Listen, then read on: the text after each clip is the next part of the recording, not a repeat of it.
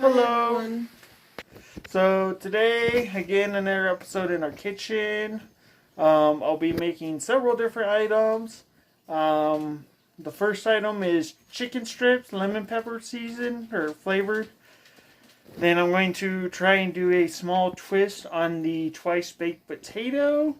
And then I'm going to try and do her recipe of the buttermilk biscuits. A recipe from the internet. We'll link the blog below if we can figure out how to do that. Alright. And all of this, I believe, in my opinion, should be pretty simple or pretty easy. So for any novice out there, you should be able to do it as well. So let's have some fun. So first up, we're going to make the chicken strips. Again, the flavor we're making is lemon pepper. So basically, I have everything already laid out as I'm going to use it. Deep fry oil. I'm using canola oil because that's a high temp oil. I'm going to use a normal cookie sheet, a couple layers of paper towel. A nice little trick I learned from Alton Brown is to get a cooling rack on top. And I'll explain that a little bit more. And then I am cooking 4 chicken breasts. I'm going to cut those up. And then it'll be 2 cups of milk, 2 cups of flours, 2 eggs, and then whatever seasonings I feel like using. Again, I'm making lemon pepper, so lemon pepper will definitely be the main ingredient. But if you wanted to do a spicier cayenne, teriyaki style, you can definitely change that up for your own taste.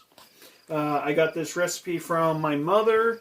Her recipe for spices called for onion powder, garlic powder, and seasonal. Again, I'm changing that for my taste. So, first step, this chicken we got just from Walmart. I'm pretty sure that's where most people get their chicken from. Now, if you get it from Walmart, you'll see it'll have some fat. So we're going to want to cut and trim as much as we can off. I usually start with this little piece here because it's easiest to trim. Come at an angle. And then now I'm basically at a chicken nugget size. The fat I toss off to the side. I will be using that later. Not for me, but for the dogs. The dogs love it as an extra little fun treat. I do cook it up for them as well. So they get their own version of the lemon pepper. Go one more spot. Okay. Now this next step, you could probably do it 100 different ways. Probably more professionals, they would get 2 layers of saran wrap, a hammer, flatten it out, and then cut it into strips. I'm trying to not use as much material as possible. So my plan is to come in here at the side and slice. Be very careful so you don't cut your hand. And cut it about 1/4 inch thick. And then if you think the other piece is still a bit too thick, you can do that again. So you're happy with the thickness. So I'm done with that one in terms of thickness. Now it's time to cut it into strips. Now the top layer is super easy to cut because it's pretty solid. So I'm going to start with the bottom layer. Because with the bottom layer, it always has extra pieces. So you have to spend a little bit more time cutting it to get it to the shape. So first I'm going to cut here. That's a nice line where the fat runs through that you can see on the top. And then here, I just kind of cut it into thin little strips. Toss it off to the side. And then just until I finish up.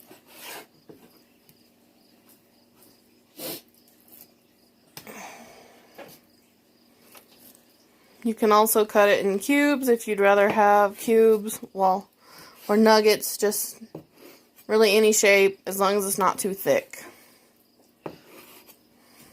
You could probably also throw this into a blender with some eggs and breadcrumbs, where you can probably mold it into shapes if you want to try and make the like dinosaur chicken strips that we all had as kids. But again, this is just the way I make it every day. It's quick, it's easy. I mean every time. Not every day. So that's it for the bottom part. Again, this is the top. This is the easiest piece to cut in my opinion, because now I'm just going to cut it across. Now, I know for professionals, they'll tell you cut with the grain, against the grain, depending on what you're trying to do. In my opinion, it doesn't matter. Just try and make sure all your cuts and pieces are consistent thickness. The length doesn't mind, it's just the thickness that really matters.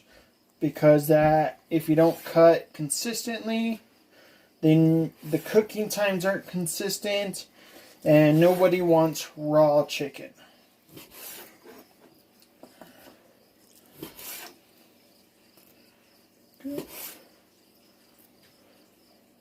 And as you can see, I'm kind of filling each piece in between cuts to make sure, in my opinion, it feels right.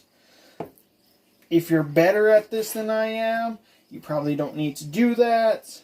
I also do this when I'm putting these into the batter, just to kind of, again, double check and make sure all the slices are consistent.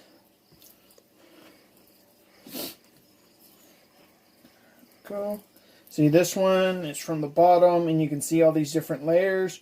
So you kind of want to look at it, because then you might end up with pieces that are far too tiny.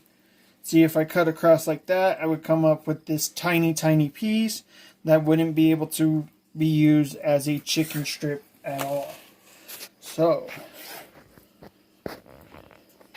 And if you have any little hard white bits in there, cut those out too. They're not tasty. And I'm done with that breast. I have 3 more breasts to go. So I'm just going to skip all past that. Next, I'll make the batter. So I'm done cutting the 4 chicken breasts. So now it's time to make the batter. Before I start on that, I'm going to turn on my oil. I'm doing it to medium at this point. I do also have a laser-sighted thermometer. This is great to make sure my oil doesn't get too hot and the temperature stays consistent. What I am looking for is about 250 degrees when I put the chicken strips in. I found that's a good temperature. With the frying oil, you do not want to go past 400 or you'll start burning the oil or breaking it down. There's tons of fun charts on oils, which oils are the best depending on what you're cooking with. So now the batter. So like I said earlier, 2 cups of flour. As you can tell, I'm not really super exact. I'm not worried. Go.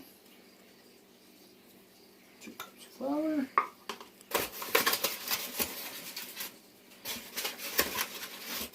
2 eggs.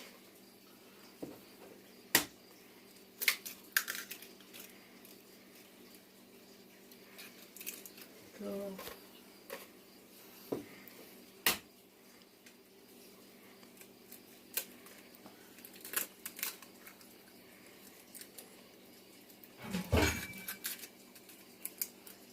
Now, one thing a lot of people don't seem to know, I didn't know this until I got married. It's always best to crack your eggs on a flat surface and not the edge, because that prevents the eggshell from going into the yolk, and it prevents germs from getting into the yolk as well. So if you're cracking eggs, do it on a flat surface. And now 2 cups of milk.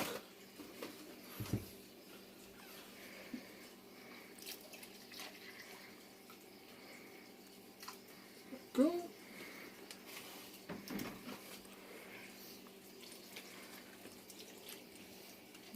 And now for now, I'm going to just mix all of this up. And that's the basic batter recipe. And then from here, add whatever seasonings and spices you want. Again, I'm doing lemon pepper, so I'll be doing that here in a moment. Just whisk this up until it's nice and mixed. Go. That's a good consistency to me. Now, if my mother was making this, it would be a bit thinner, but I like a thicker batter so it sticks to the chicken better. Now, following other recipes that I've seen, a lot of the times they'll have you first dredge it in egg, then put in flour, and then put in the batter. Too much work. This is quick, simple, it's all done basically in one go. So now for seasoning, a little bit of lemon juice. Of course, if you have fresh lemon, that is always better. Now I know some of you at home is, well, how much spices are you using? How much lemon pepper are you using? I don't know. I truly don't. That's the way my mom taught me to cook, and I hate it. Because I don't know. When I ask her for a recipe, she just goes, oh, you just put some of this and put some of that and some of this. Well, how much? Once it looks like this. Well, what does that mean? I don't know. We're probably using about 2 tablespoons of the juice and the lemon pepper seasoning. This is some garlic powder. Be really light with the garlic powder. It does go a long way. And probably about 3 teaspoons of garlic powder. And a little bit of basil. Again, season it to your own preference. Go. Here's a little wooden spoon that comes with the jars that I'm using. Not a clue how big those are. Probably a teaspoon. So, now mix this up.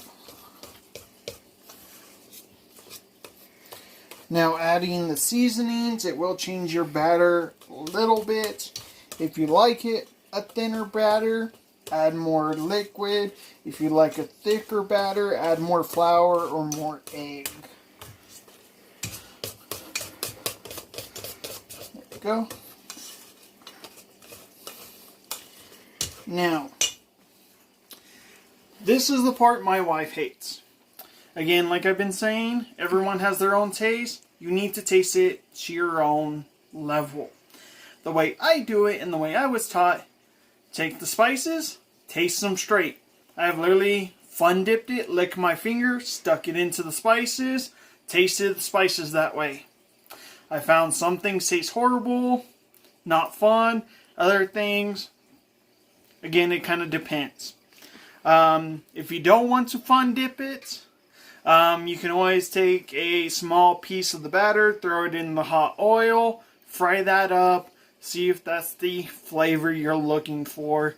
If it's not, add more seasoning, spices, flour, whatever you need to do to get the flavoring right for you. The batter does have raw eggs, so it's not advisable to taste it. Some people are just ridiculous. Salmonella poisoning.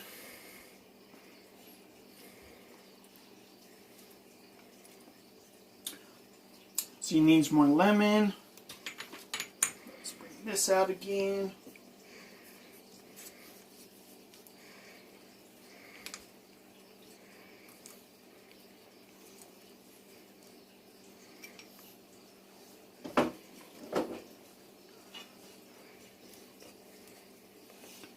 Mix that up. While I'm mixing, quick test of the oil. Currently, I'm at 210 Fahrenheit, so I could probably put a little drop in there, fry that up, and taste the cooked batter that way. That would work just as well. Again, I don't mind the taste of raw ingredients. So. But raw egg is not always safe to eat. So it's really not recommended. Okay. Now that tastes good to me. Now another optional part. I used to do this. I don't find it really helps, so I stopped doing this. But one thing I used to do is take the raw chicken and rub that down with the same seasonings to try and give it more flavor. Again, I don't think it's needed. As long as you flavor your batter enough, your chicken will be flavored enough. So, next part, just take the raw chicken, sprinkle it in, and push it into the batter. That way, once it's all in, you can get rid of the dirty cutting board and clear up some counter space for our next project.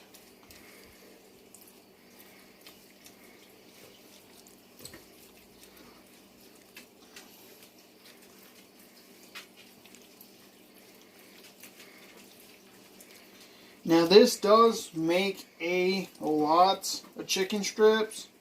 I would say it's probably 1 cup for every 2 chicken breasts is probably a good mixture. So if you're trying to make less, again, I'm making 4 chicken breasts, so I'm doing 2 cups of milk, 2 cups of flour, and 2 eggs.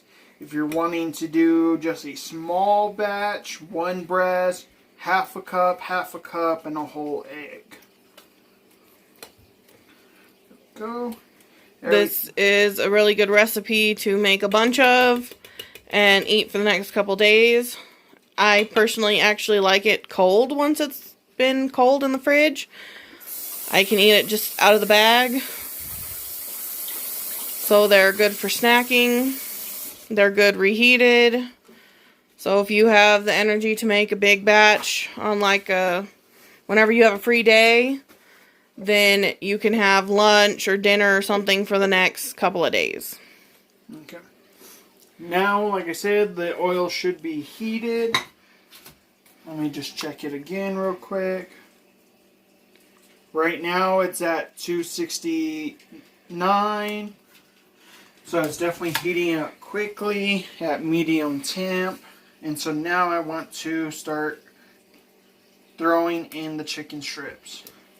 Still move it around to make sure they are fully covered, because even though you've thrown them all into the batter, they rub up against each other and you will get bare spots of chicken.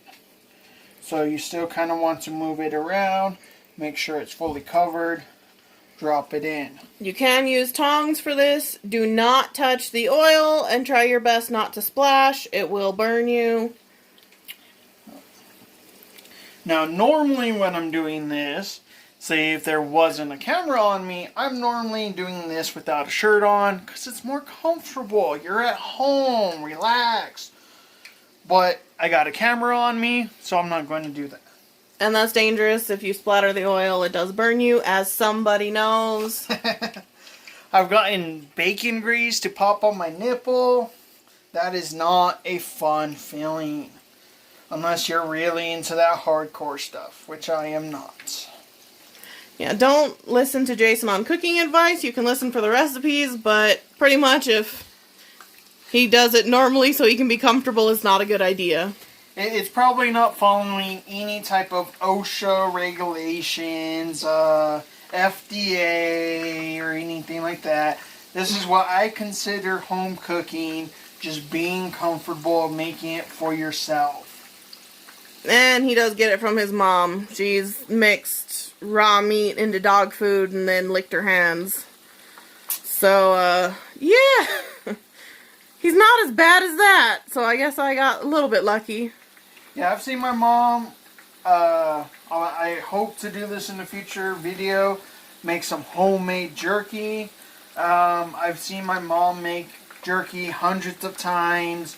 And she'll be there cutting it up and reach over, grab raw meat, and throw that in her mouth. No flavoring, no seasoning, just straight up roast beef pieces. I don't understand it. I know there's something called tartare that's like semi-cooked somehow. I think it's with like citrus. Lemon juice or something. But yeah, at least that has something. It has seasoning. She's just straight up raw steak beef.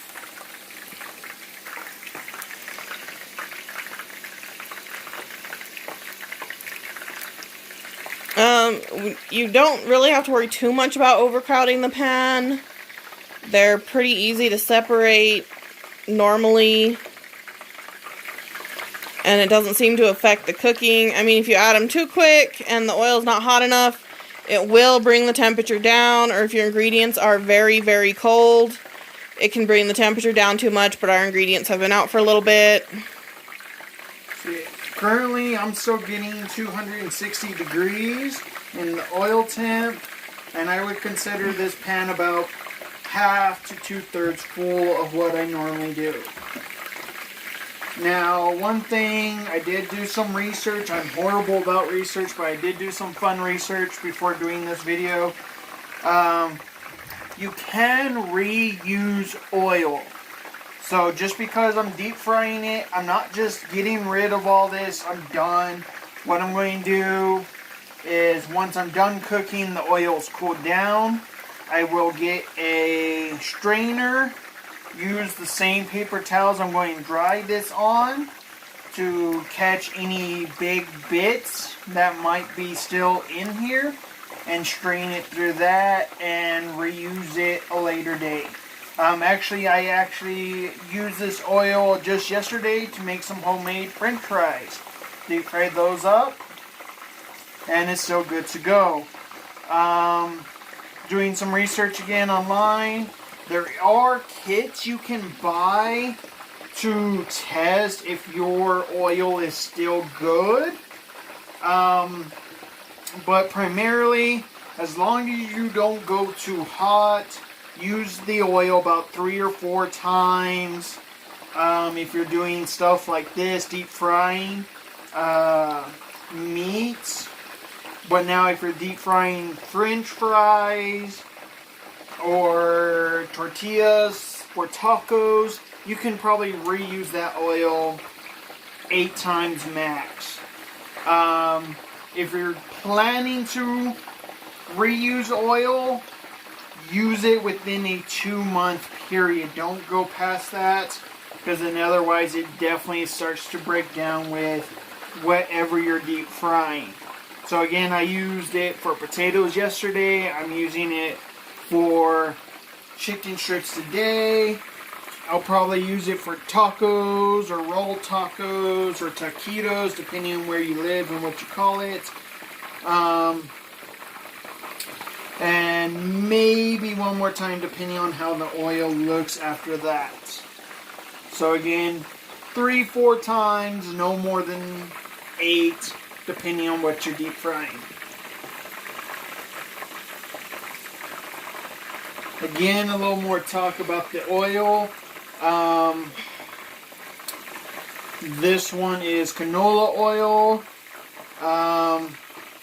There's vegetable oil, peanut oil, olive oil, and then just straight frying oil. There's also coconut oil, grapeseed oil. I mean, there's tons of oils, but... Yeah. Well, those are the ones I'm naming for deep frying. Olive oil you don't want to use because that brings its own flavor with it, and it's very expensive. So if you're deep frying with olive oil, you got a deeper pocket than I do. For the most part, canola oil, vegetable oil, frying oil should be fine. I don't use peanut oil. 1, people have peanut allergies. 2, it really brings a flavor to wherever you're deep frying. If you ever had Chick-fil-A, they use peanut oil. You can taste it in their chicken.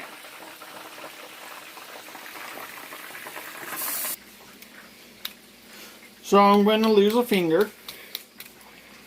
So on this next one, I am doing a twist on the twice baked potato. I'm pretty sure I'm not the first one to think of this, but I'm going to give it a try. First, get potatoes, wash them, stab them, throw them in the oven at 450 degrees or 400 degrees for like 15 minutes, 40 minutes. Like an hour, yeah. So, obviously, I don't know how to cook baked potatoes.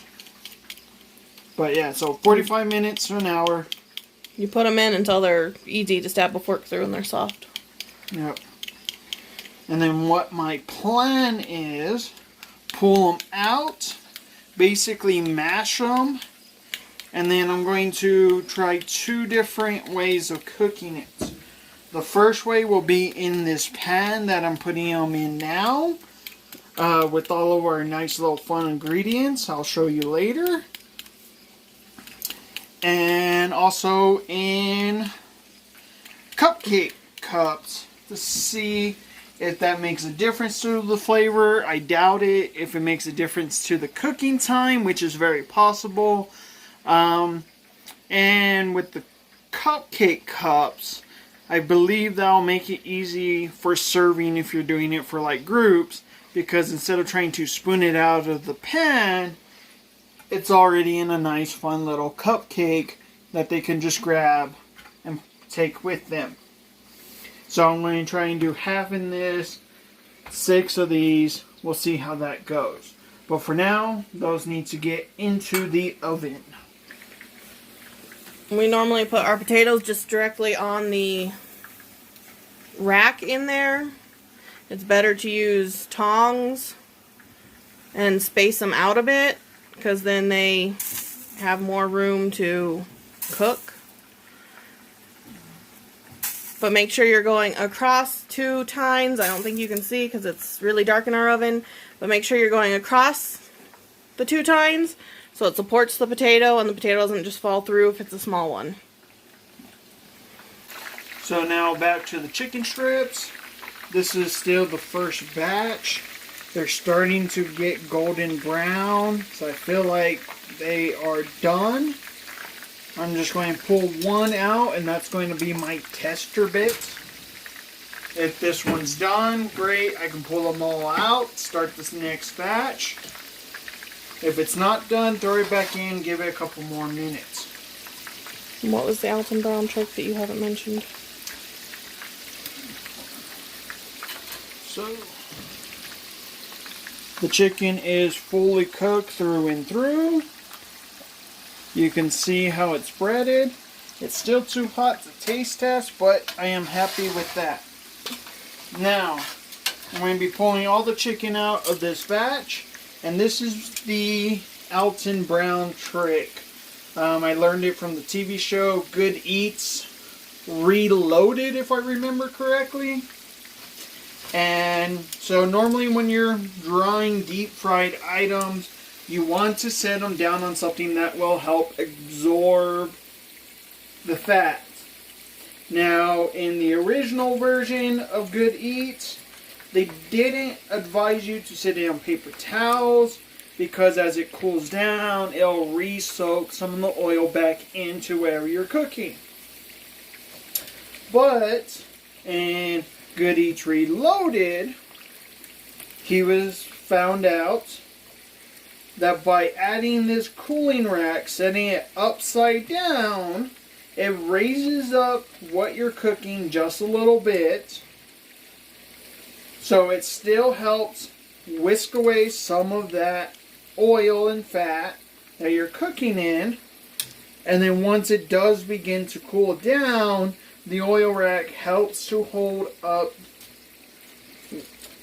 the chicken strips, in this case, away from that oil so it doesn't seep back into it. So it gives you less oily items once you're all done cooking, and a better reheat leftover taste. There we go.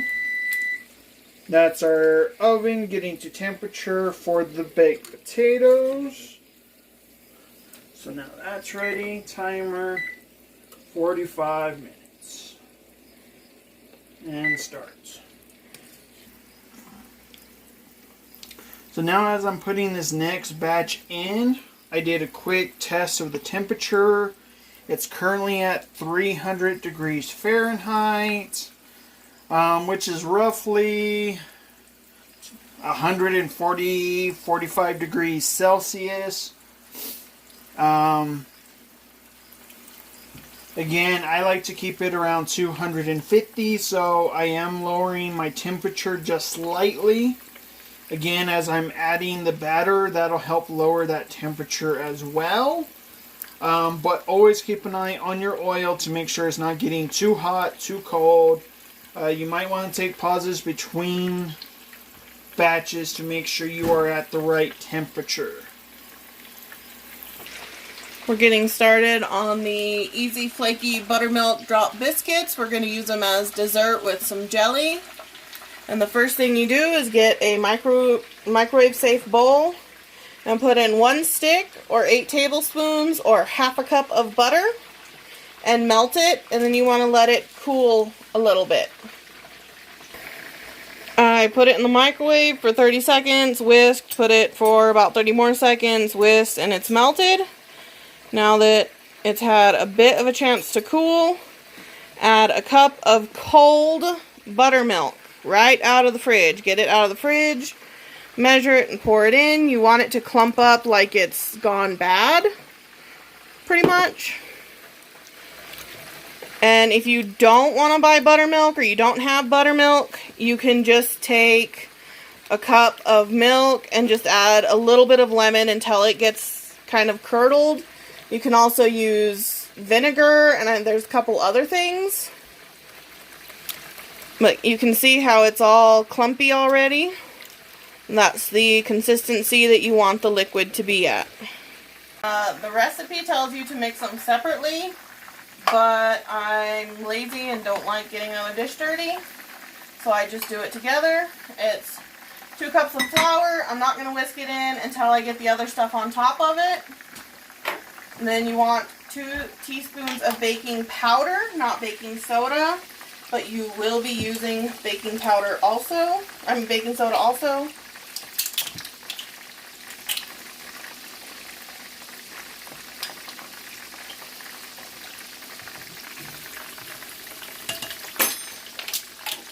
And you want a half teaspoon of baking soda.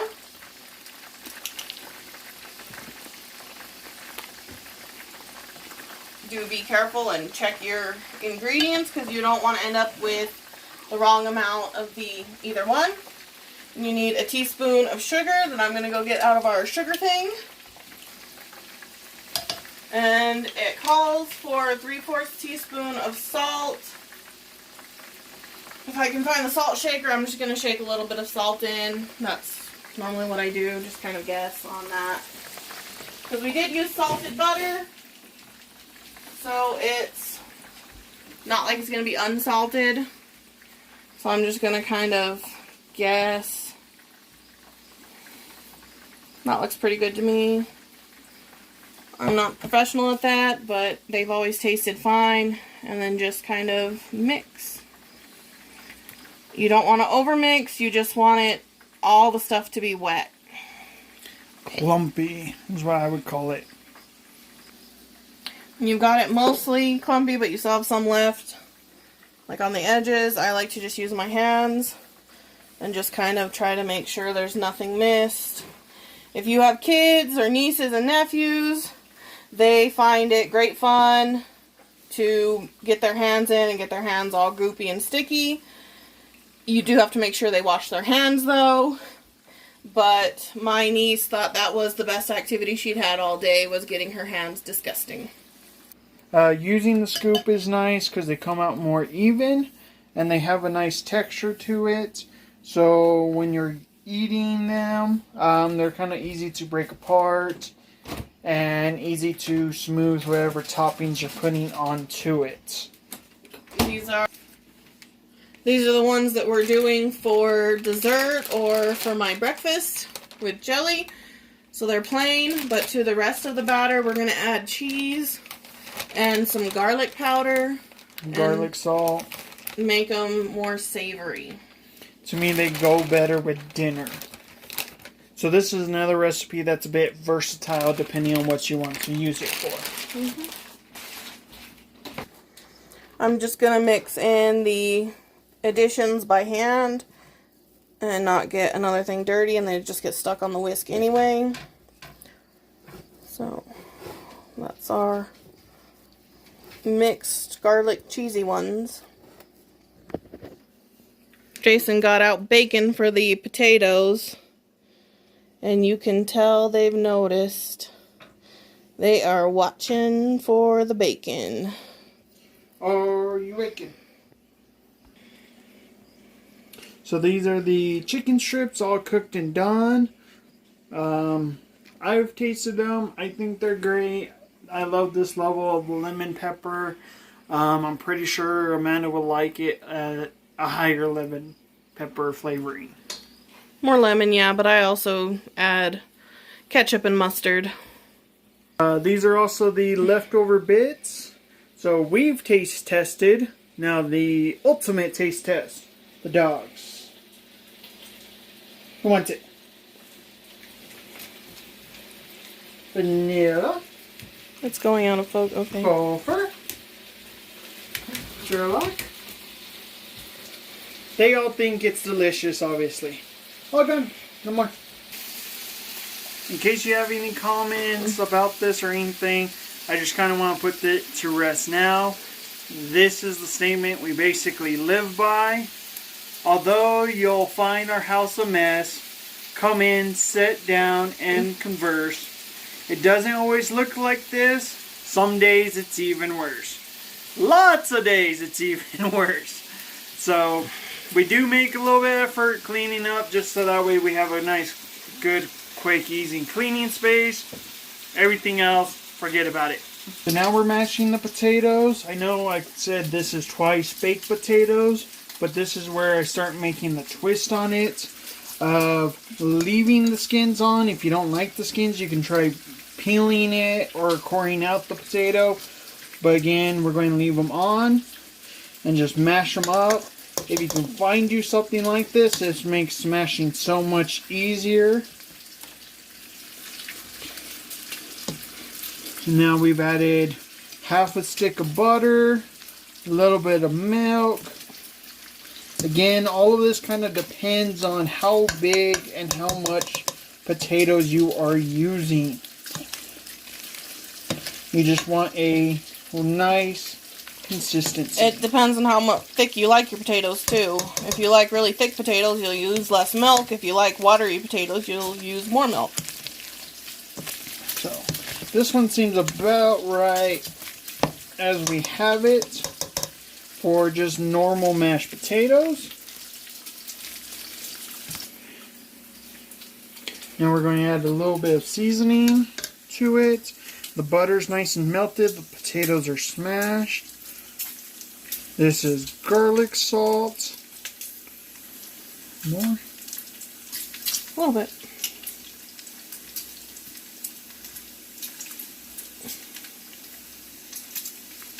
And if you had chives, you could add chives. Ooh, chives is really good in it. I don't have any. Here's some basil again. Just a little bit of basil. That looks like enough. Let's see what else we got up here. Parsley flakes. Yeah, parsley.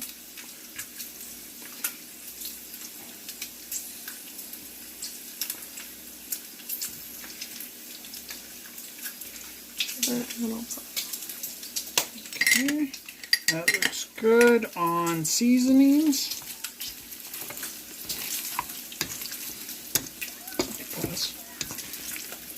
Hurry up. Alright, so the biscuits are now done. Turn the oven off. Wait, no. We still gotta twice bake the potatoes.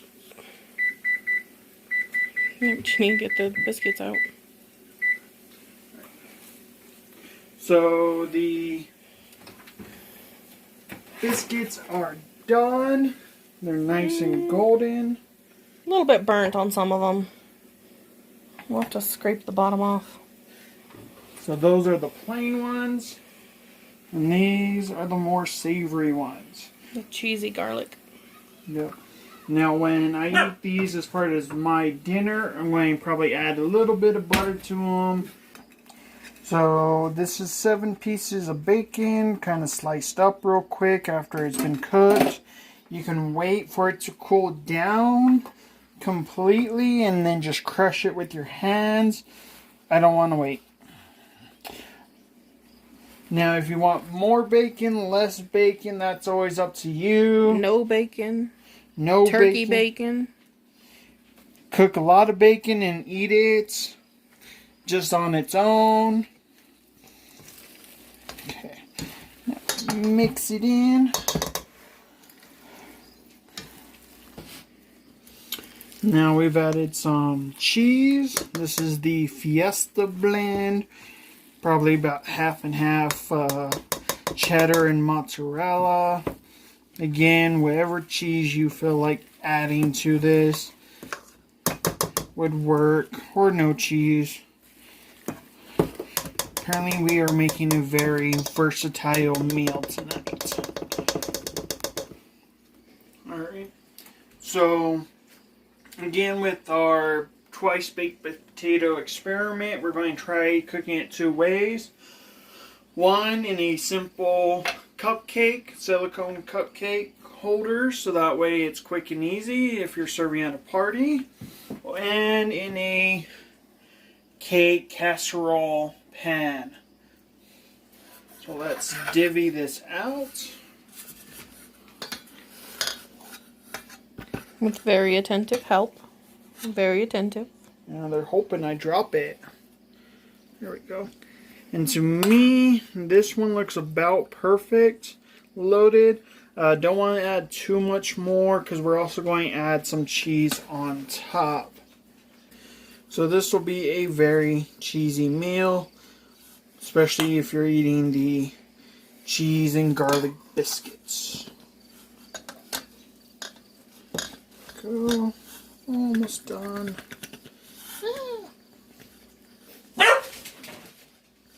The dogs did not like that. So here's all the little cupcakes filled. And top with a little bit of cheese. That one needs a little bit more. That was a lot more cheese. I like cheese. So put that one off to the side for now. And let's divvy out the remaining. Dump out, you mean? Yeah.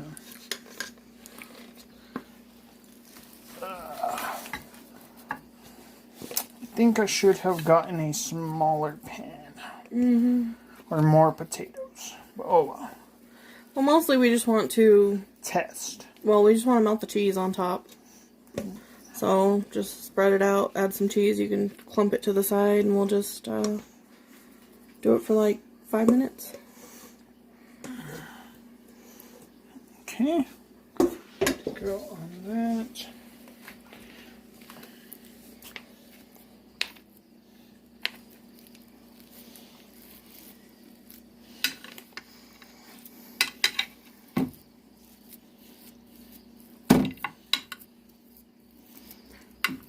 We'll say these really aren't quick recipes. There's a lot of waiting time with these recipes.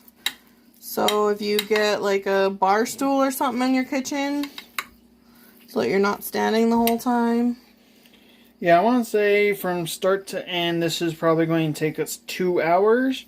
It probably would have been a little bit quicker if we started with the potatoes, but I didn't think about that. And if we had 2 racks in the oven that we could have both the potatoes and the biscuits at the same time. Cool.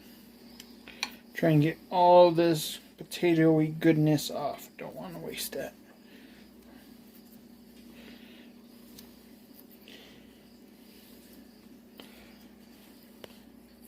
Good. And square.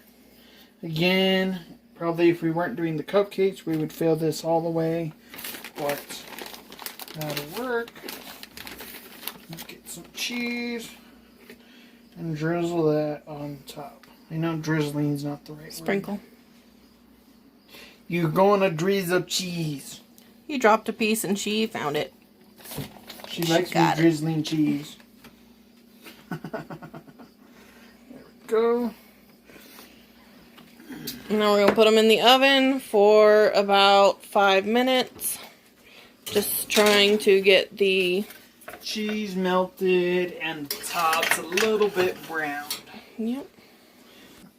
So this is the end result of, again, about 2 hours worth of cooking. As you can see, there is a lot of food. 4 chicken breasts, 5 potatoes, and about 24 biscuits total. All of these will keep. So this will be lunch tomorrow, and breakfast tomorrow, and dinner tomorrow. Yep. So yeah, so this will be great for us, or if you're throwing a party and you want a bunch of food, or just cooking dinner for the family. Again, from what we've learned, start with the potatoes first, then work on the chicken strips, and in between, work on the biscuits. That seems to be the best time management order. The biscuits don't take very long on their own. They're pretty quick. Yeah, I would suggest starting, depending on how you know your oven. If your oven cooks quick, then lower the time. If it cooks slow, then start with the time that the recipe gives you. We'll link it in the description. Okay. So we're all done now. So again, I'm going to go back to what I normally do. Get rid of my shirt and pants because it's crazy hot in this kitchen right now after cooking for 2 hours with the oven basically at full blast is what it feels like. And it's about to hit summertime, so it's extra hot. Thank you, and you have a nice day. Bye.